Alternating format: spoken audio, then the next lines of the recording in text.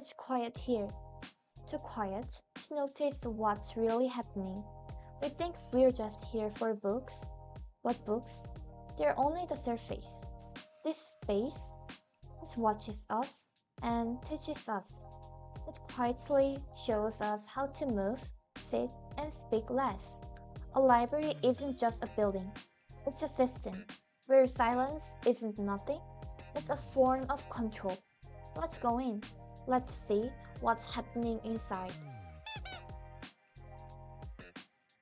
Knowledge has always meant more than learning. It meant power.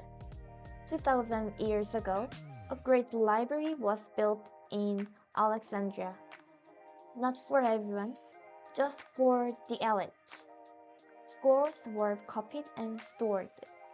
Ideas were saved and kept out for rich. If you didn't belong, you didn't get to read. And in China, Emperor Qin sent fire to books. Philosophy, poetry, history, gone. Why? To erase the past and control the future.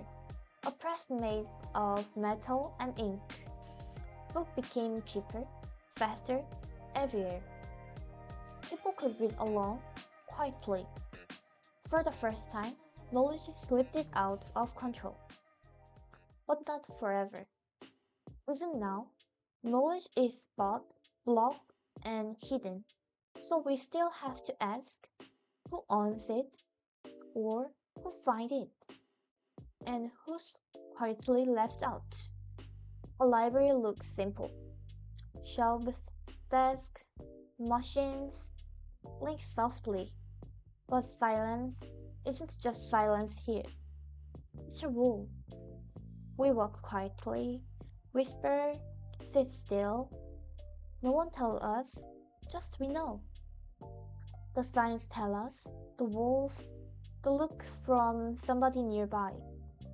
Above us, cameras rotate, not loudly, just enough. The gate beeps when we leave. Not asking, it's watching. You scan, tap, go. Not need for words. The system understands, and we follow.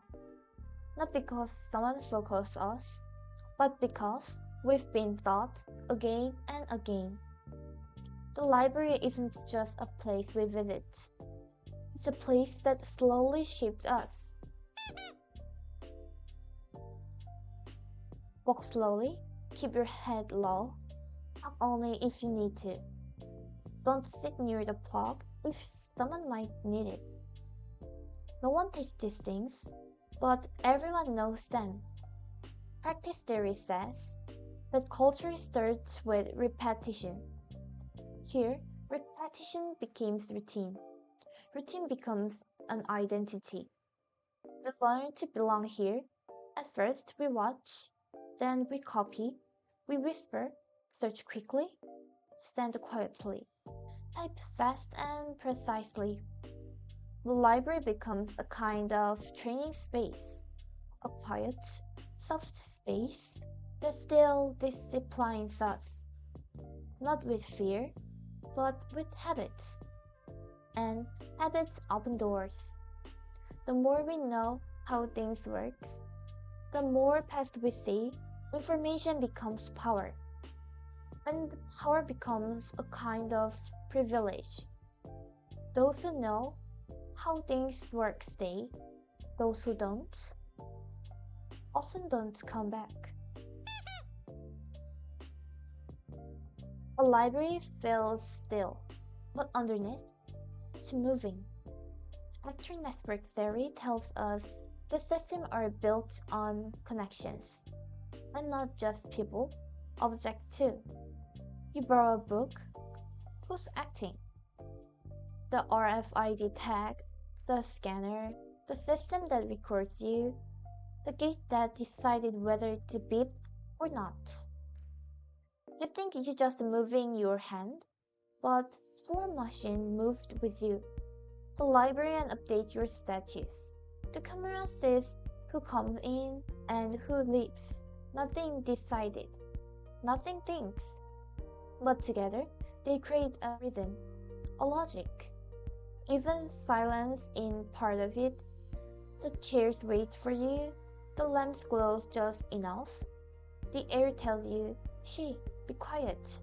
This is the library," not just walls, but a living network. We moved inside it, and whether we notice or not, we're part of the dance. In the library, identity isn't just inside books. It grows quickly between the shelves. At first, it all feels a little unfamiliar. Do you sit first? Do you search first? Some people seem to know right away. Others move a bit more carefully. But everyone learns, little by little, how to walk quietly, how to choose the right search words, how to say, "I'm belonging here" without saying anything at all. The regular doesn't ask. They just flow with the space. Newcomers move more slowly, sometimes a bit awkwardly. But the library doesn't push anyone out. No one gets rejected. It just takes time to feel at home. And the books, they wait for you. They speak softly and patiently. What you read starts to shape how you think. And over time, those thoughts became part of who you are. The library is open to everyone, but these days, I'm not sure it's being used as a library anymore. You can see it in the seats. Chairs are held by books. Tables are covered with jackets, laptops, and chargers. People looking for a place to read or study often walk in and leaves. And it's not just about being full, it's about how people are using the space. I've seen people working full-time jobs on laptops, drawing on tablets or paper, gaming, watching dramas, watching YouTube. Some stay the whole day without opening a single library book. Others even sleep. Not reading, not studying, just staying. Everyone has their reason, but when it becomes the norm, the original purpose of the library begins to fade. Practice theory explains this clearly. When an action is repeated enough, it becomes the new rule. Now, the rule seems to be get here early, secure a seat, stay as long as you want. The space is no longer about access to knowledge, but about having a place to stay. After network theory helped us to see other layers. The laptop says, "This is mine." The charger cord becomes a boundary. The backpack silently blocks the seat. This object quietly takes control. So I ask, is this space really for everyone? Or has it already been claimed? Not by people who break the rules, but by habits that slowly rewrote them. The library is quiet, but it's alive. Everyone silently has a pattern behind it. People, machines, unwritten rules, unspoken agreement tells us how to behave, and we listen. Then, with every step, we shape it back. With early login, every whisper, every book we borrow, this space isn't natural. It never was, but it lives. Not because it breathes, but because we do. So maybe the question isn't who wants the library, but rather what kind of society are we building inside it?